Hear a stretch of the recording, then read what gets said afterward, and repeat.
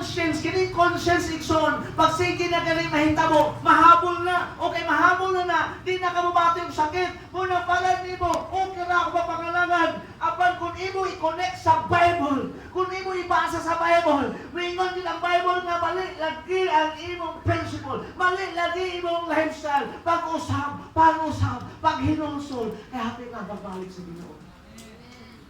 Muna everyday kailangan mo basag din ang word of God. Kaya nga aron hait ka nun ang conscience. Aron inipitik sa conscience, masakit ang yun na o mawigan yun na. Hey, okay mo ang mga celebration, bro? Okay mo nga blessings ka ron?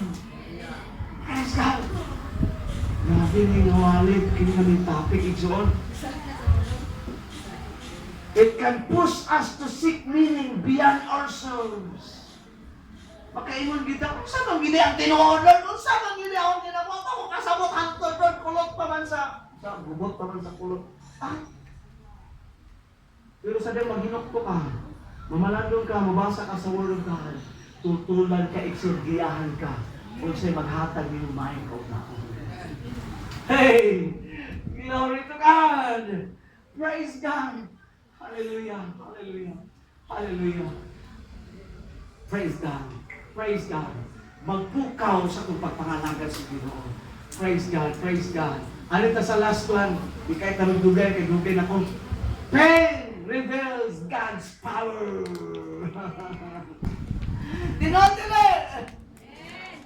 Praise God! Itoyo ang mga kasakit, aron mapatayag ang kahog sa Ginoo, natong Diyos kabahanan, bisan diyan sa mga kasakitan. Hey! Glory to God! Tuon naman dahil sige vlog na sige gilak sa cellphone. Hello! Grabe ni kahintang ni si Aron, no? Annalyn, no? Asawa ni Dodo, no? Praise God. Patawa, buhila, tingalan naman niya. Praise God. Pero itsoon, sugyan ikaw, itsoon, pag-overcome na nimo. Kanang inyong gisakitan itong natulo. Mahimo ng lakong pressure sa inyong ilawod.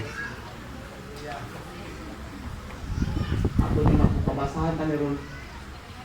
When we experience sickness or any disease, God reveals His power. Unang dakay na luwas niya sa mga balatian. Dakay ni milagruhan, di ayaw o nausabog na malagas sa Ginoo. Hilak ko sa Ginoo, ako hilakan sa Ginoo, Lord. Dakay nang alagas sa imo, Lord, magigako sa sakit pa. Kung sa manggigay, dahilan, Lord, the same yesterday ka, today, and forever.